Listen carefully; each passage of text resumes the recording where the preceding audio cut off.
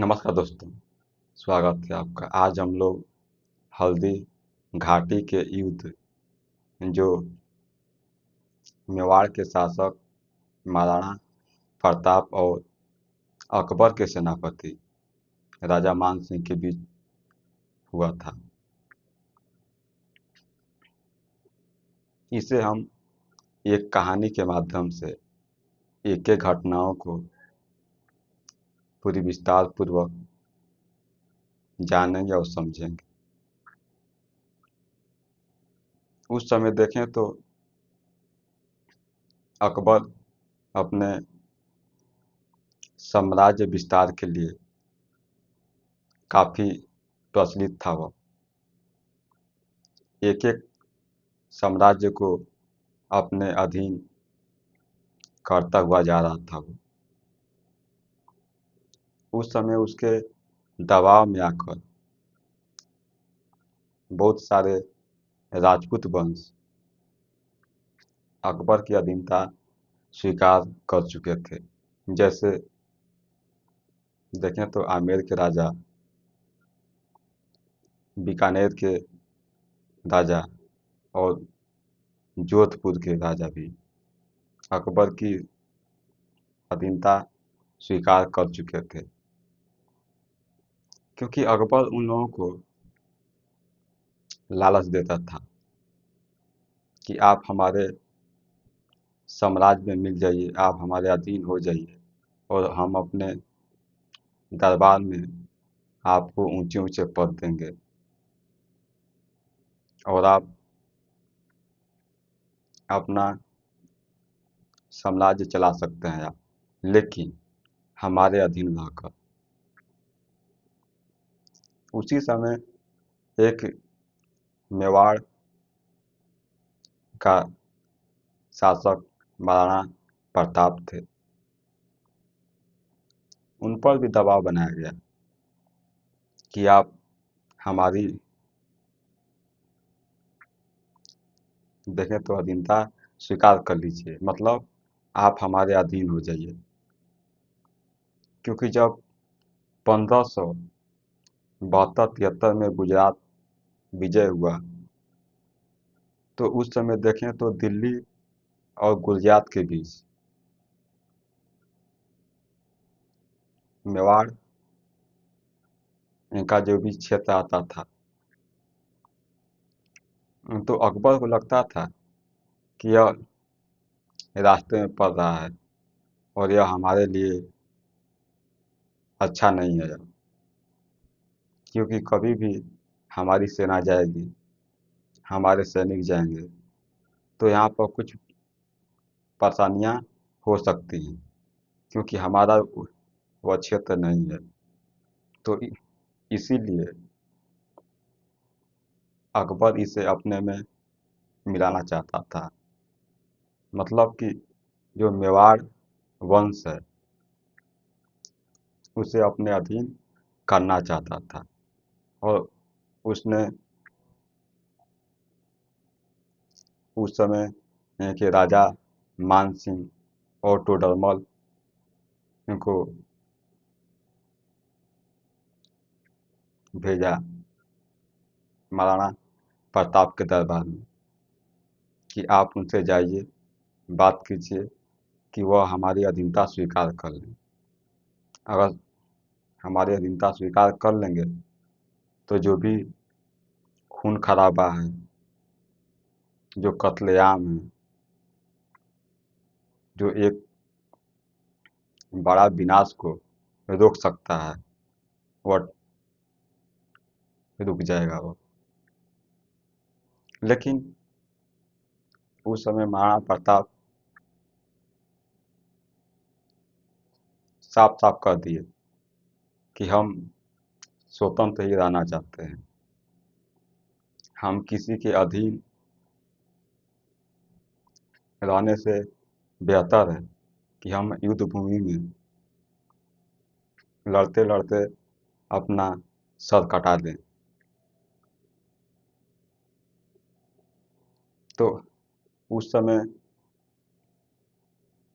जो अकबर है, अकबर को जब यह मेवाड़ के शासक महाराणा प्रताप जब अधीनता स्वीकार करने से इनकार कर दिए तो अकबर ने मेवाड़ पर चढ़ाई की। और उससे पहले की देखें तो महाराणा प्रताप के दो भाई थे, एक शक्ति सिंह और एक देखें तो जगमाल। मतलब कि दो लोग थे, शक्ति सिंह और जगमाल, जो कि प्रताप के ही भाई थे वो। लेकिन यह अकबर से जाकर मिल चुके थे। और यहाँ पर प्रताप के दरबार में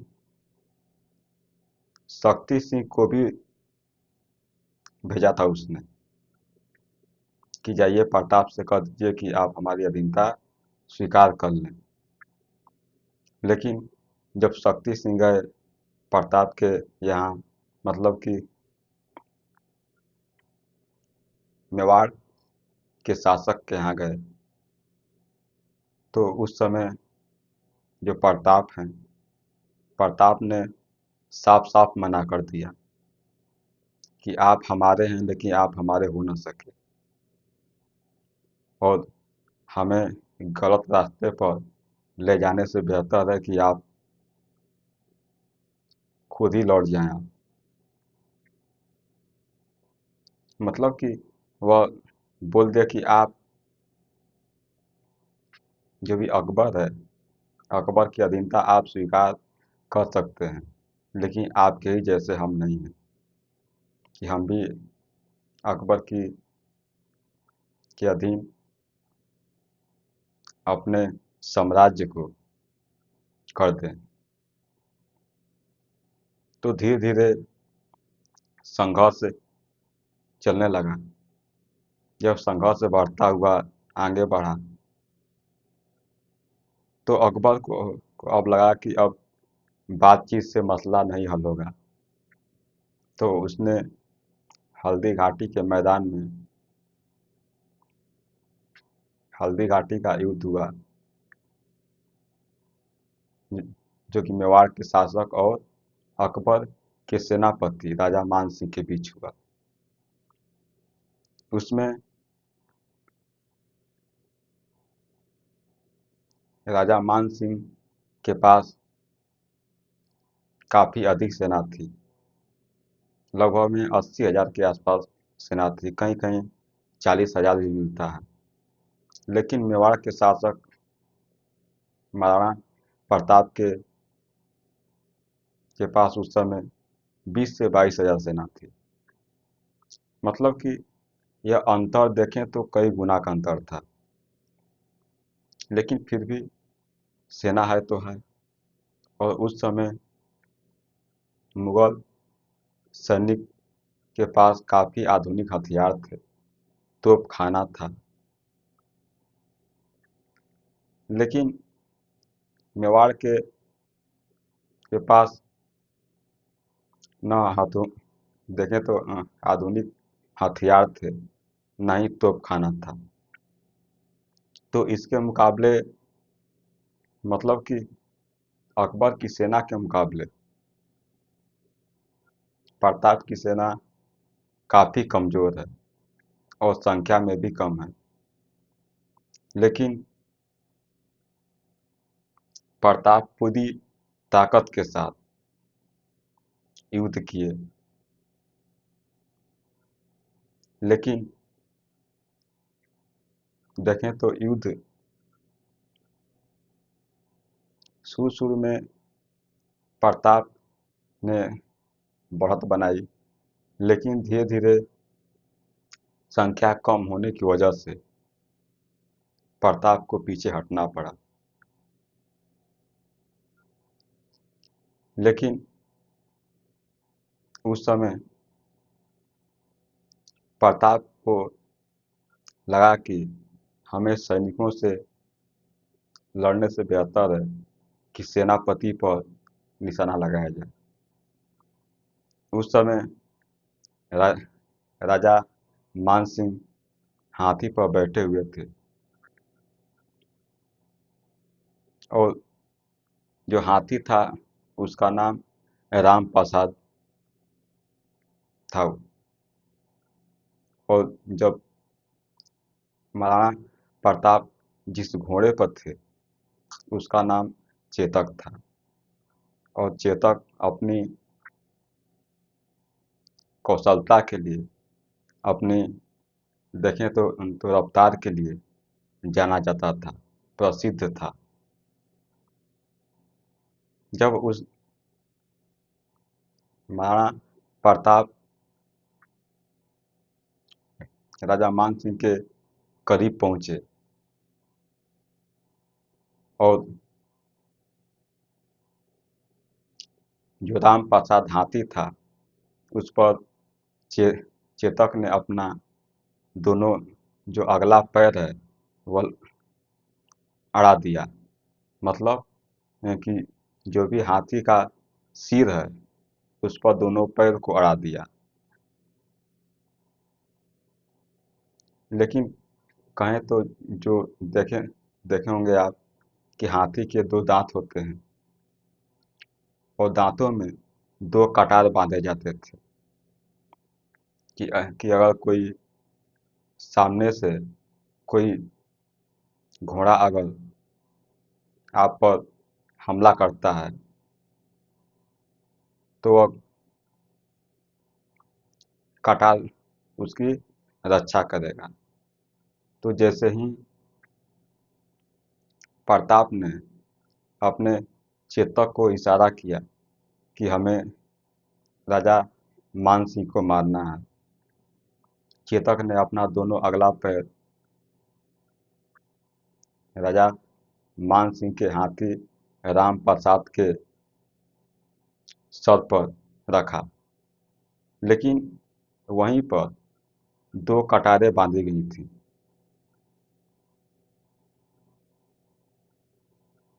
जब पैर वहां पड़ा चेतक का तो कटार के माध्यम से चेतक का पैर कट गया, मतलब घायल हो गया, घायल हो गया। और उस समय महाराणा प्रताप जो कि जब हमला किए राजा मान सिंह पर तो राजा मान सिंह बच गया उस समय।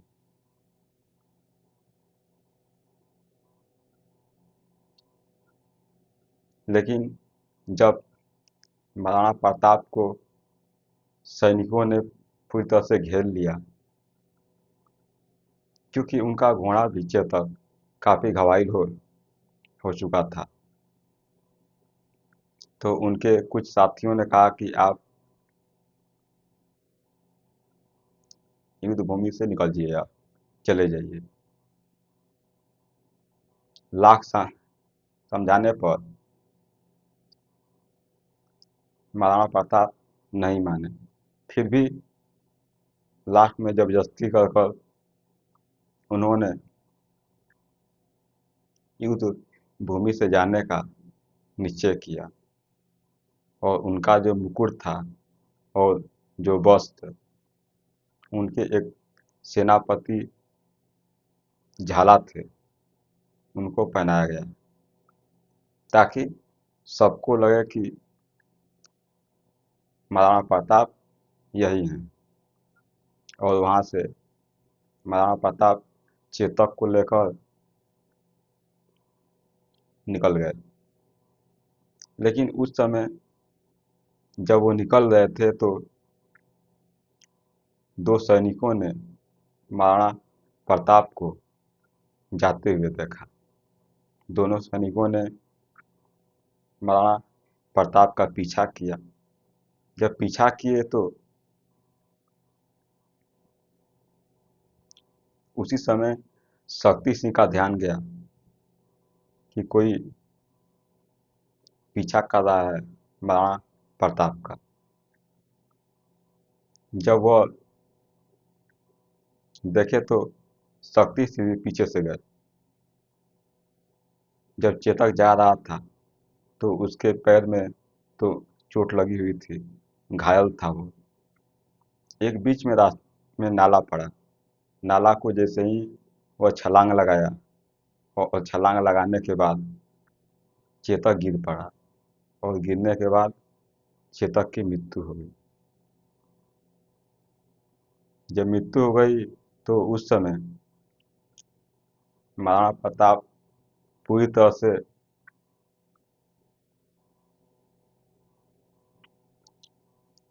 होश हवास खो बैठे हो। और वह भी, लेकिन जो दो सैनिक पीछे गए थे वह महाराणा प्रताप पर हमला करने ही वाले थे कि तब तक पीछे से शक्ति सिंह आए और दोनों को मार दिया। तो अंत में जाकर शक्ति सिंह भी महाराणा प्रताप की जान बचाई। और उस युद्ध में देखें तो कोई निर्णायक युद्ध नहीं हुआ। जब महाराणा प्रताप बच ही गए तो उसका कोई नतीजा निकला नहीं। लेकिन फिर भी वहाँ पर अकबर का जो जीत हो गई और उस पर अधिकार कर लिया अकबर ने। लेकिन प्रताप तो अभी बच्चे ही थे। उसने काफी समय जंगलों में बिताया और धीरे धीरे संघर्ष के माध्यम से, क्योंकि भामाशाह उनकी सहायता की। जब सहायता किए तो फिर कुछ क्षेत्रों को, जो कि अधिकांश क्षेत्र महाराणा प्रताप जीतने में सफल हुए। तो हम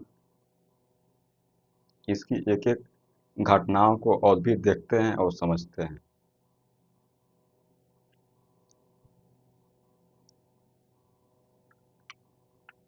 परिचय हम लोग देखें तो भारतीय इतिहास में कई युद्ध हुए, लेकिन कुछ युद्ध केवल क्षेत्रीय संघर्ष नहीं बल्कि राष्ट्रीय स्वाभिमान के प्रतीक बन जाते हैं। हल्दी घाटी का युद्ध भी ऐसा ही था। यह युद्ध केवल मेवाड़ और मुगलों का नहीं था, बल्कि यह स्वतंत्रता बनाम अधीनता का संघर्ष था। यह देखें तो यह युद्ध केवल मात्र राजनीतिक युद्ध नहीं था। यह अपने स्वाभिमान का की रक्षा का प्रतीक था कि हम अपने स्वाभिमान की रक्षा के लिए अंतिम सांस तक लड़ेंगे। लेकिन हम किसी की अधीनता स्वीकार नहीं करेंगे। हम स्वतंत्र हैं और स्वतंत्र ही रहना चाहते हैं। यह महाराणा प्रताप ऐसा चाहते थे कि जब तक हम हैं तब तक हम स्वतंत्र रहेंगे, किसी की अधीनता स्वीकार नहीं करेंगे। और भी देखते हैं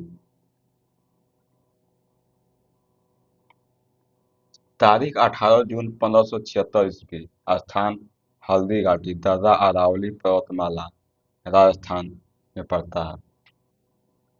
लेकिन देखें तो 18 जून 1576 को हल्दी घाटी का हल्दी घाटी के मैदान में युद्ध हुआ, क्योंकि वहाँ अगर देखें तो मिट्टी पीली थी और पीली मिट्टी होने के कारण हल्दी घाटी नाम दिया गया। और यह राजस्थान में पड़ता है, जो कि अरावली जो पर्वतमाला है उसी के क्षेत्र में यह युद्ध हुआ था। जो कि वहाँ पर काफी छोटे छोटे दर्रे हैं, देखते हैं। और भी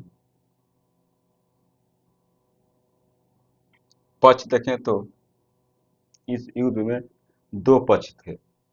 एक पक्ष था जो कि मुगल साम्राज्य अकबर के सेनापति राजा मान सिंह थे, और दूसरा पक्ष में मेवाड़ के शासक महाराणा प्रताप थे, जो कि खुद सेनापति की भूमिका निभा रहे थे वो। और, और भी देखते हैं।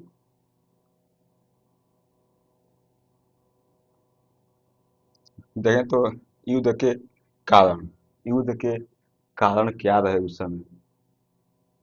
अकबर क्यों मेवाड़ को अपने क्षेत्र में मिलाना चाहता था, वो क्या वजह थी, इसको भी देख लेते हैं। देखें यहाँ पर तो अकबर की राजपूत नीति। अकबर ने अधिकांश राजपूत राजाओं को अपने साम्राज्य में मिला लिया। आमेर, बीकानेर, जोधपुर, उन्हें जागीरें, सम्मान और दरबार में उच्च पद दिए गए, परंतु मेवाड़ ने इसे अस्वीकार कर दिया। उस समय देखें तो अकबर की जो राजपूत नीति थी कि कोई भी राजपूत वंश है उसे अपने अधीन कर लेते थे, मतलब अपने साम्राज्य में उसे मिला देते थे। और जो भी वहाँ के शासक थे उनको अपने दरबार में ऊंचे ऊंचे पद देते थे। जैसे कि आप सुने होंगे आमेर था उस समय, बीकानेर, जोधपुर, जो कि ये सब राजपूत वंश हैं, लेकिन अकबर की अधीनता ये लोग स्वीकार कर लिए। जब स्वीकार किए तो अकबर के दरबार में इन लोगों को बड़े बड़े ऊंचे ऊंचे पद दिए गए। लेकिन क्या होता है कि एक स्वतंत्र का मतलब ही कुछ अलग होता है।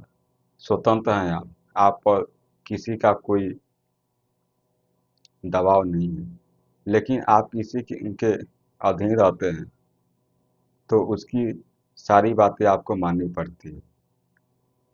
और इसी के खिलाफ मेवाड़ के शासक महाराणा प्रताप थे कि हम स्वतंत्र हैं और स्वतंत्र रहना चाहते हैं, हम परतंत्र नहीं रहेंगे। पर का मतलब होता है कि दूसरों के अधीन, और तंत्र का मतलब शासन, मतलब दूसरों के अधीन रहकर शासन करना। तो यह महाराणा प्रताप को यह स्वीकार नहीं था। और भी देखते हैं।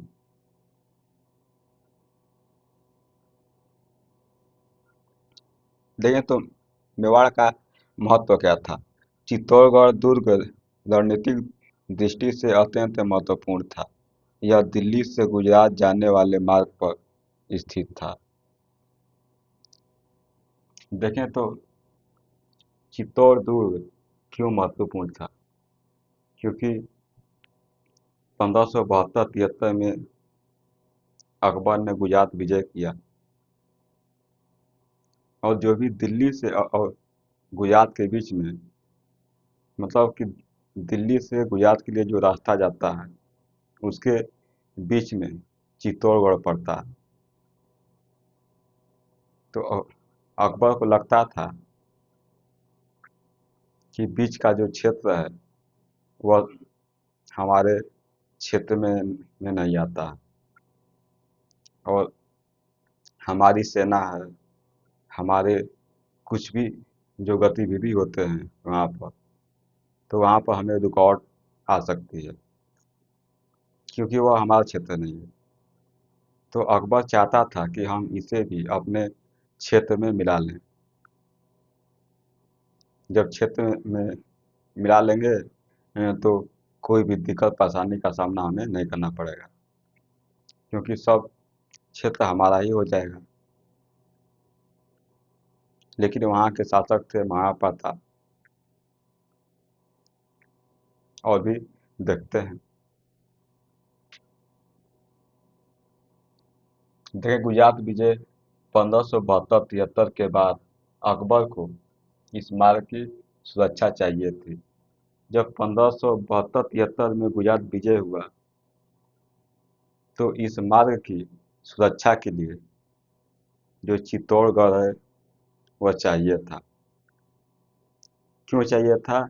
क्योंकि दिल्ली और गुजरात के बीच में चित्तौड़गढ़ पड़ता था और चित्तौड़गढ़ के शासक महाराणा प्रताप थे और वह क्षेत्र अकबर के अधीन नहीं आता था। वो जब जब नहीं आ रहा है तो वहाँ पर आपको जाने में परेशानी होगी। कुछ भी आप फैसले करते हैं, सैनिक जाते हैं, चाहे कुछ भी गतिविधियाँ होती हैं तो आपको रुकावट हो सकती है वहाँ पर। तो इसलिए अकबर इसे अपने साम्राज्य में मिलाना चाहता था, लेकिन बाद में क्या हुआ देखते हैं। देख देखें आपका तो महाराणा प्रताप का स्वाभिमान। प्रताप मानते थे कि राजपूत कभी परतंत्र नहीं हो सकता। वहाँ पर जो शासक थे महाराणा प्रताप, उनका मानना था कि हमारा स्वाभिमान है, हम किसी के अधीन नहीं हो सकते। हम मतलब कि हम परतंत्र नहीं हो सकते, दूसरों के अधीन रहकर हम शासन नहीं कर सकते। हम स्वतंत्र हैं और स्वतंत्र ही रहना चाहते हैं। हमें किसी की अधीनता स्वीकार नहीं है। किसी की अधीनता स्वीकार करने से बेहतर है कि युद्ध भूमि में लड़ते लड़ते अपना सर कटा दें, लेकिन सर झुका नहीं सकते हम। और भी देखते हैं, वे किसी भी हालत में अकबर की अधीनता स्वीकार नहीं करना चाहते थे। वह किसी भी हालत में अकबर की स्वाधीनता स्वाधीनता नहीं समझ अधीनता स्वीकार नहीं करना चाहते थे, कि मतलब हम अकबर के अधीन किसी भी परिस्थिति में नहीं रहना चाहते हैं, भले ही इसके लिए हमारी जान न क्यों न चली जाए। मतलब कि सर सर कटा सकते हैं, सर झुका नहीं सकते हैं। यह मानना था महाराणा प्रताप का। और भी देखते हैं, कूटनीतिक प्रयासों की असफलता। उस समय कूटनीति के माध्यम से अकबर ने बहुत सारे प्रयास किए। क्या क्या प्रयास किए उसको भी देख लेते हैं।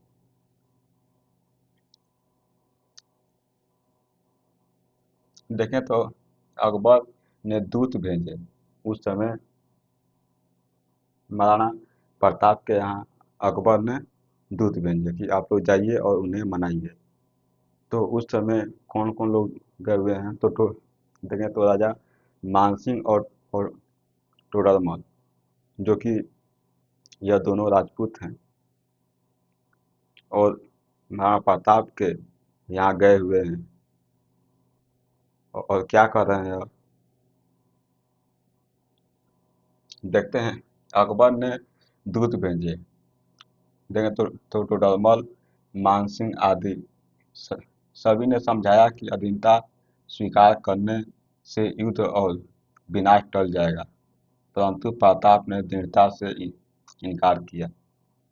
जब वहाँ पर राजा मान सिंह और टोडरमल गए और उन्होंने प्रताप को समझाया कि देखिए, अगर आप अकबर की अधीनता स्वीकार कर लेते हैं तो एक जो बड़ा खतरा आने वाला है, जो बहुत सारे विनाश होने वाले हैं, ये सब खतरा टल जाएंगे। लेकिन प्रताप भी दृढ़ निश्चय थे। उनका मानना था कि हम किसी के सामने झुकेंगे नहीं। हम स्वतंत्र हैं और स्वतंत्र ही रहना चाहते हैं। और भी देखते हैं,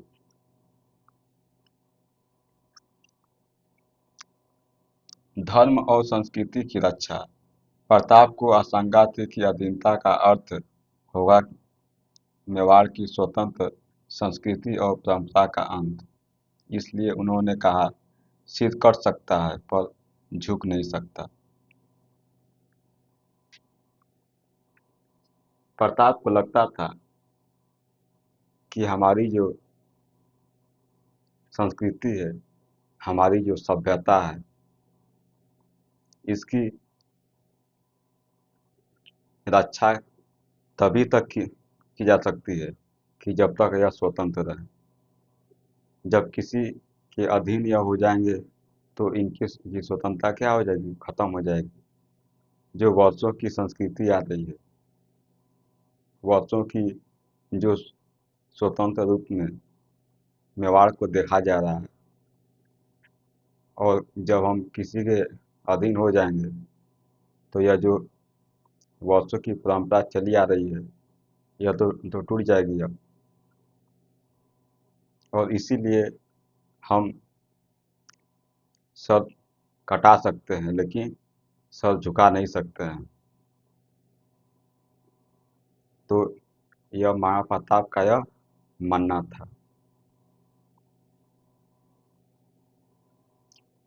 थोड़ा सा रुकते हैं।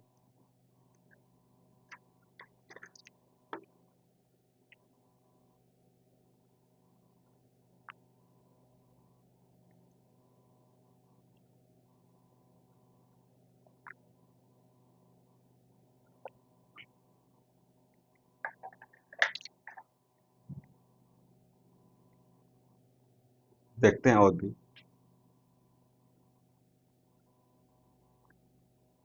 दोनों सेनाओं की संरचना जब बात बनी नहीं, तो अब स्वाभाविक है कि जब महाराणा प्रताप अधीनता स्वीकार नहीं कर रहे हैं, तब तो कुछ होगा।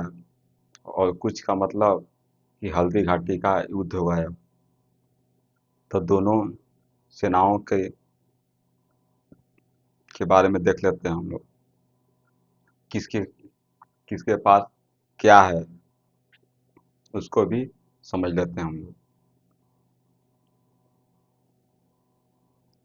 दोनों सेनाओं की संरचना ये में देखें तो मुगल सेना, पहले हम लोग मुगल सेना के बारे में बात कर लेते हैं हम लोग। फिर प्रताप की सेना के भी बारे में हम लोग बात करेंगे।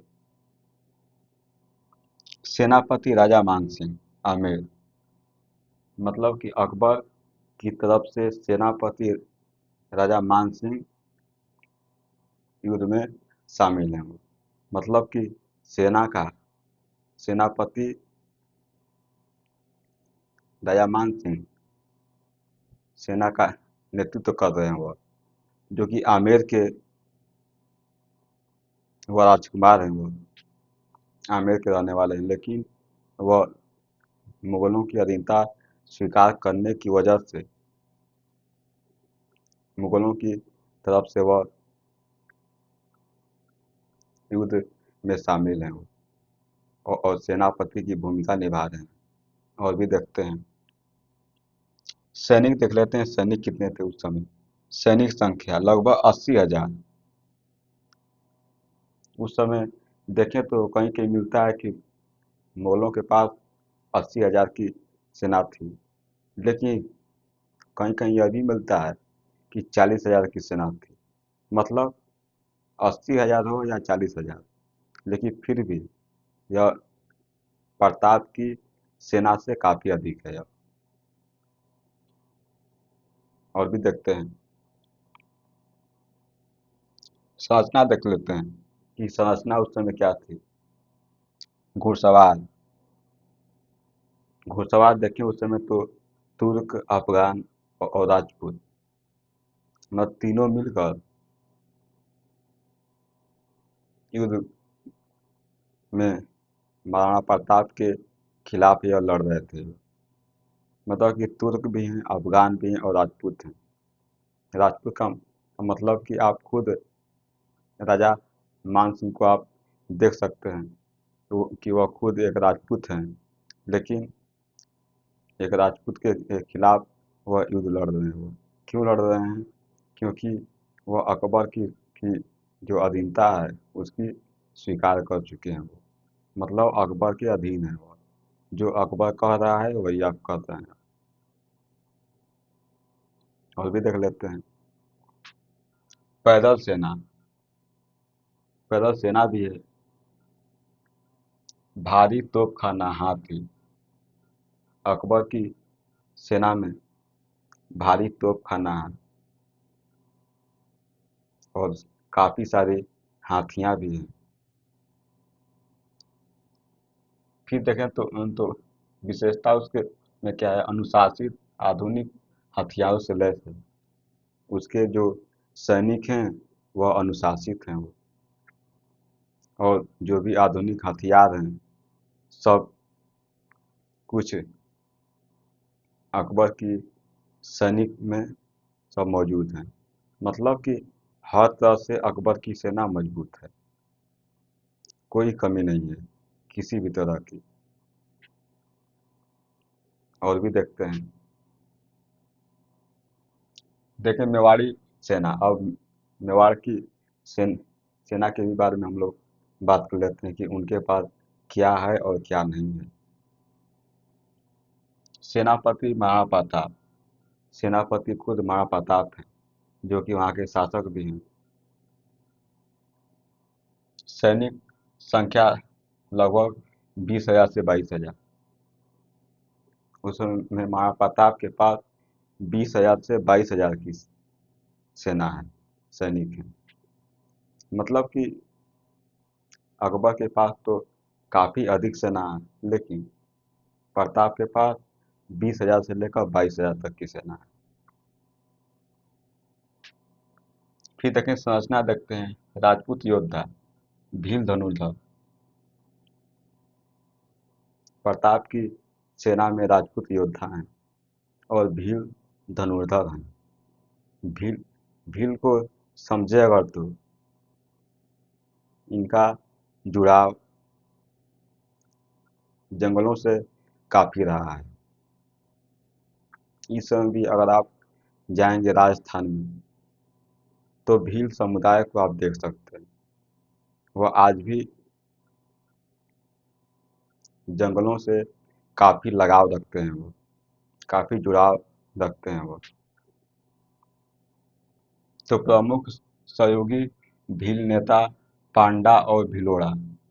उस समय भील के जो नेता थे वह पांडा और भिलोड़ा थे, और यह काफी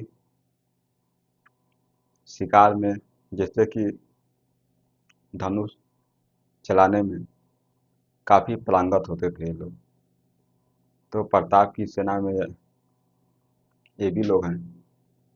और भी देखते हैं अफगान सैनिक, अफगान सैनिक भी हैं प्रताप की सेना में, जिस जिसके नेता हकीम खानसूर हैं, जो शेर शाह सूरी के वंशज हैं।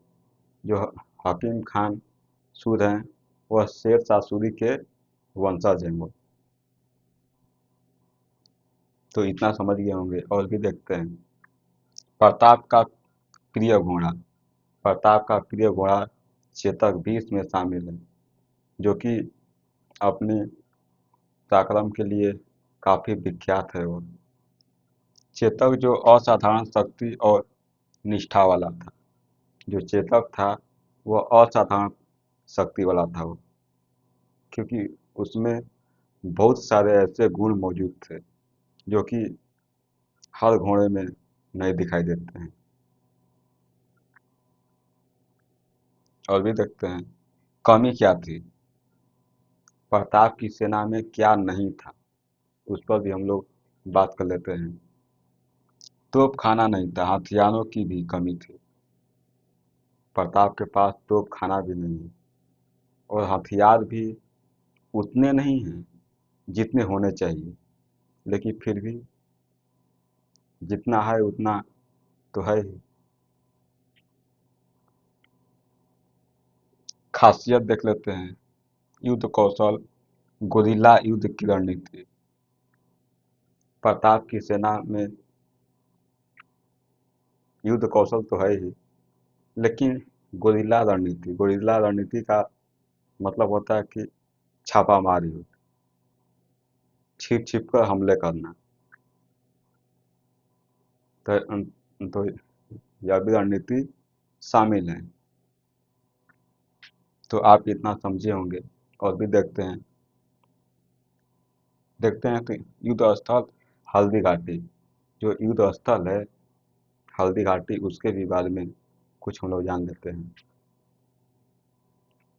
देखते हैं, समझ यहाँ पर अरावली पर्वतमाला में सकरा दर्रा, जो अरावली पर्वतमाला है उसमें सकरा दर्रा है, मतलब है कि पतले पतले रास्ते हैं काफ़ी, मतलब कि दो पहाड़ों के बीच में जो पतला रास्ता होता है उसे दर्रा कहते हैं। तो यहाँ पर काफ़ी सकरे रास्ते हैं। हल्दी जैसे पीले रंग की मिट्टी के कारण इसे हल्दी घाटी कहा गया। हल्दी घाटी नाम इसलिए पड़ा कि वहाँ की जो मिट्टी थी वह पीले रंग की थी, और पीला रंग हल्दी का होता है, तो उसे हल्दी घाटी नाम दिया गया। और भी देखते हैं, यहाँ एक बार में बड़ी सेना नहीं फैल सकती थी। क्यों नहीं फैल सकती थी? क्योंकि जब पतले पतले रास्ते हैं तो बड़ी सेना एक बार में फैल नहीं सकती है। प्रताप ने यही रणनीति बनाई कि विशाल मुगल सेना को सकरे दर्रे में रोका जाए। प्रताप भी यही रणनीति बनाए कि जो अकबर की विशाल सेना है उसको सकरे दर्रे में रोका जाए। कि मतलब कि अगर पतले रास्ते में उसे रोक दिया जाए तो कितनी भी अधिक सेना हो उसे हराया जा सकता है, चुनौती दिया जा सकता है। क्योंकि जब आप क्षेत्र अधिक रहेगा तब तो अधिक सैनिक सामने से एक बार में आएंगे, लेकिन जब पतला रास्ता ही हो तो जितने लोगों को निकलने की जगह है उतने ही लोग निकलेंगे, ज़्यादा लोग तो निकल नहीं सकते हैं। जब निकलेंगे नहीं ज़्यादा लोग तो कम लोग आएंगे तो उनको मारना क्या होगा, आसान होगा। तो वही प्रताप सोच रहे हैं। और भी देखते हैं, युद्ध का क्रम देख लेते हैं। युद्ध का क्रम क्या क्या हुआ। युद्ध का आरंभ, जब युद्ध आरंभ हुआ तो क्या हुआ उसमें, उस पर भी हम लोग बात कर लेते हैं। तो इसे हम लोग चार भागों में बांटे हैं। तो पहला भाग देखते हैं हम लोग। सुबह युद्ध का आरंभ हुआ। प्रताप चेतक पर सवार होकर आगे बढ़े। भील योद्धाओं ने तीरों की वर्षा कर दी। सुबह सुबह युद्ध का आरंभ हुआ और प्रताप चेतक पर सवार होकर आगे बढ़े वो, और जो भी भील योद्धा थे उसने तीरों की बौछार कर दी। फिर क्या हुआ,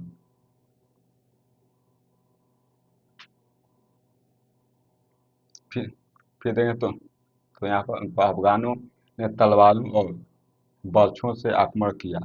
जो अफगान है वह तलवार और बर्छों से आक्रमण किए। बर्छा होता है कि एक हथियार होता है, उससे वो लोग आक्रमण कर रहे हैं। और भी देखते हैं, प्रारंभिक बढ़त प्रताप की सेना को मिली। शुरू शुरू में प्रताप की सेना को क्या मिली, बढ़त मिली। लेकिन आगे क्या हुआ, युद्ध का मध्य चरण, युद्ध का मध्य चरण को देखते हैं। उसमें क्या हुआ, प्रताप ने सीधे राजा मान सिंह की ओर आक्रमण किया। प्रताप है तो वह सीधे राजा मान सिंह की ओर आक्रमण करते हैं, क्योंकि जब आप सेनापति को मार देते हैं तो आप युद्ध जीत जाते हैं। तो प्रताप को लगा कि हमें देखें तो इधर उधर समय नष्ट करने से बेहतर है कि राजा मान सिंह पर पूरी ताकत लगाकर हमला किया जाए। तो क्या हुआ फिर, चेतक ने मान सिंह के हाथी राम प्रसाद पर छलांग लगाई। जो चेतक है, प्रताप ने चेतक को इशारा किया और चेतक ने जिस हाथी हाथी पर मान सिंह बैठे थे। उस हाथी का नाम राम प्रसाद बताया गया। चेतक ने छलांग लगाई और जो राम प्रसाद का सिर है, मतलब हाथी का जो सर है, उस पर चेतक ने अपना दोनों अगला पैर अड़ा दिया। और उसमें एक बात और भी समझने वाली चीज़ है, ये कि जो हाथी के दो दांत होते हैं उसमें कटार बांधे जाते थे कि अगर कोई सामने से कोई हमला करता है तो कटार से लगकर वह घायल हो सकता है। जैसे ही चेतक ने अपना पैर हाथी के सिर पर अड़ाया, उसी समय कटार से लगकर चेतक का पैर घायल हो गया और उस कटने की वजह से काफी रक्त बहने लगे। देखिए फिर क्या हुआ। चेतक ने मान सिंह के हाथी राम प्रसाद पर छलांग लगाई। प्रताप ने भाले से वार किया लेकिन मान सिंह बच गए। जैसे ही चेतक ने अपना दोनों पैर राम प्रसाद हाथी के सर पर लगाया और प्रताप ने भाले से वार किया मान सिंह पर, लेकिन मान सिंह बच गया। जब मान सिंह बच गया और चेतक का जो पैर है वह घायल हो गया। जब घायल हो गया तो रक्त बहने लगा। तो कितना समय तक रक्त बहता ही रहेगा, यह भी तो दिक्कत की बात है। तो उस पर हम लोग देखेंगे और भी बात करेंगे। इस घटना ने दोनों सेनाओं का उत्साह बढ़ा दिया। चेतक गंभीर रूप से घायल हो गया। जब इस घटना को सेनाओं ने देखा, सैनिकों ने देखा, तो काफी उत्साह बढ़ गया कि अब तो कुछ और होने वाला है, कुछ नया होने वाला है। लेकिन चेतक तो घायल हो गया। और भी देखते हैं, निर्णायक चरण देख लेते हैं। निर्णायक चरण क्या हुआ। मुगल सेना ने धीरे धीरे संख्या बल से मेवाड़ियों को पीछे धकेलना शुरू किया। जो मुगल सेना है वह संख्या में काफी अधिक है और अधिक होने की वजह से उन्होंने धीरे धीरे जो भी मेवाड़ी सेना है उसको पीछे ढकेलना शुरू किया। जब आपकी संख्या अधिक होती है तो आपका मनोबल वैसे ही काफी बढ़ा हुआ होता है। तो यही मुगल सेना में दिख रहा है। देखते हैं और भी। यहाँ पर देखें तो अफगान नेता हकीम खान सूर वीर गति को प्राप्त हुए। जो अफगान नेता हैं हकीम खान सूर, वह वीर गति को प्राप्त हुए। फिर क्या हुआ और भी। प्रताप की सेना बिखरने लगी, लेकिन प्रताप स्वयं रणभूमि में डटे रहे। जब सेना सेना की देखें तो प्रताप की सेना वैसे ही कम है और धीरे धीरे प्रताप की सेना बिखरने लगी। लेकिन जो प्रताप हैं वह स्वयं युद्ध भूमि में डटे हुए हैं, पूरी तरह से वह मुकाबला कर रहे हैं। लेकिन फिर क्या हुआ। साथियों ने प्रताप को सुरक्षित निकालने की योजना बनाई। जो भी लोग थे वहां पर, जो भी उनके साथी थे, उन्होंने ने योजना बनाई कि हम प्रताप को सुरक्षित निकाल लें बाहर। क्योंकि जब प्रताप सुरक्षित रहेंगे तो यह युद्ध दोबारा जीता जा सकता है। लेकिन प्रताप मानने के लिए तैयार नहीं थे कि हम युद्ध भूमि से नहीं जाएंगे। लेकिन बार बार समझाने से वह समझे। और उनका जो मुकुट है, जो वस्त्र है, वह निकाल कर एक व्यक्ति थे झाला, उनको पहनाया गया। मतलब कि सबको ऐसा लगे कि प्रताप ही है वो, लेकिन वह प्रताप नहीं थे, वह झाला थे। झाला को पूरी तरह से मुकुट और वस्त्र पहना दिया गया ताकि सबको लगे कि प्रताप वही है, और सबका ध्यान उनकी तरफ हो गया, मतलब झाला की तरफ हो गया सबका ध्यान। जब झाला की तरफ सभी सेनाओं का ध्यान हो गया तो वहां से प्रताप भी ऐसा निकल गया। लेकिन जैसे ही वह निकल रहे थे, दो मुगल सैनिकों का ध्यान पड़ा प्रताप पर, और दोनों मुगल सैनिकों ने उनका पीछा किया। जब वो पीछा कर रहे थे तो उसी समय शक्ति सिंह का भी ध्यान गया, जो कि शक्ति सिंह खुद प्रताप के ही भाई थे, लेकिन वह मुगलों से वह मिल चुके थे। जब प्रताप चेतक को लेकर जा रहे थे वो, तो रास्ते में एक नाला पड़ा।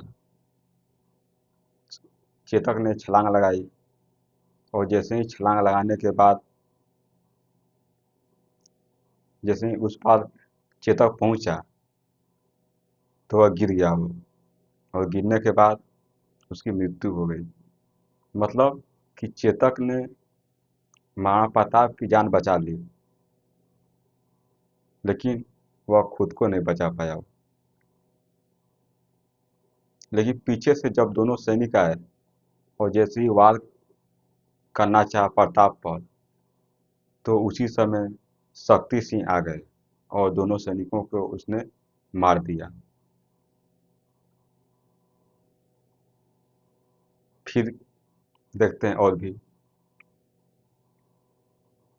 चेतक का बलिदान।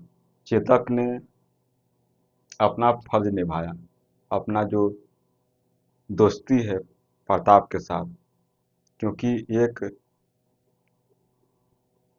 जानवर जो कि सच्चा प्रेमी था, देशभक्त था, वो अपने प्रताप से काफ़ी वह मोहब्बत करता था।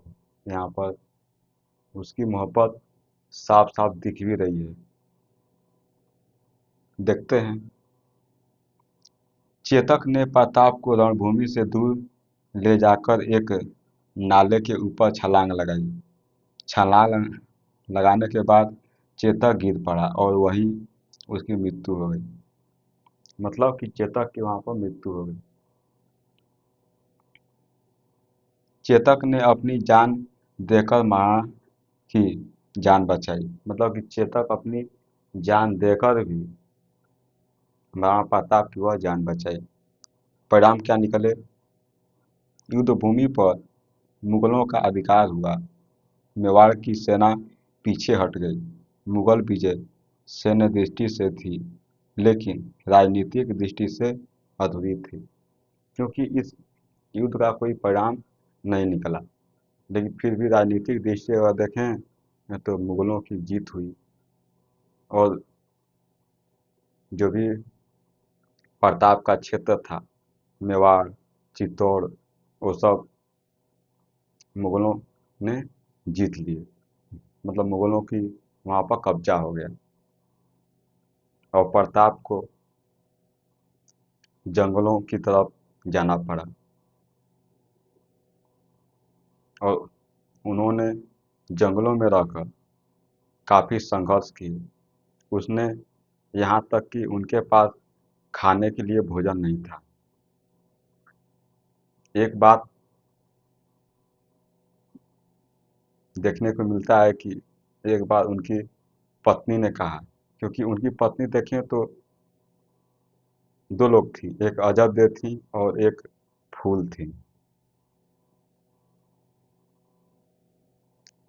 फूल की अगर बात करें तो यहाँ पर अजब दे तो खुद उनका सर्व सम्मति से उनका विवाह हुआ था प्रताप के साथ। लेकिन जो फूल थी, एक राजपूत महिला थी और उनके पिताजी पर अकबर ने दबाव बनाया और दबाव में आकर फूल का विवाह हो रहा था अकबर के साथ। लेकिन फूल जो थी वह प्रताप की वह मित्र थी, वह दोस्त थी वह।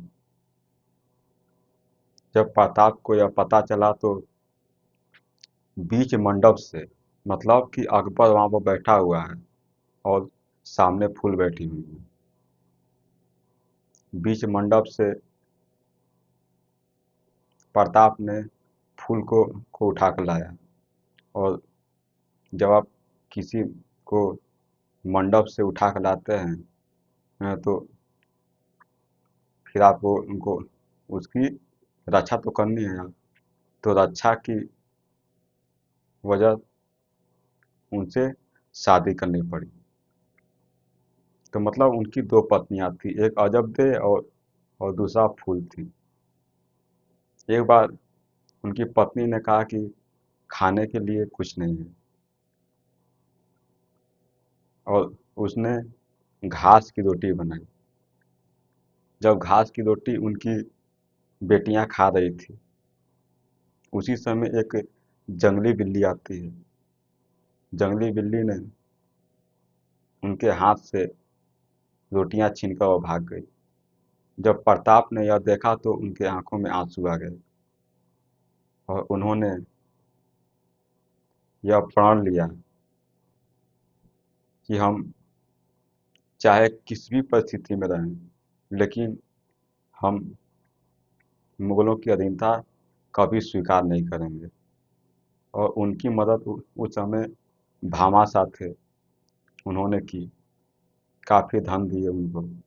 और प्रताप ने सेना तैयार की और जो भी क्षेत्र हार गए थे हल्दी घाटी के युद्ध में, काफ़ी सारे क्षेत्र प्रताप ने जीते। तो हम हल्दी घाटी के युद्ध की एक एक घटनाओं को पूरी विस्तार पूर्वक जाने। हमें ऐसा लगता है कि आप भी समझे होंगे। मिलेंगे अगले लेक्चर में। तब तक के लिए आपका बहुत बहुत धन्यवाद।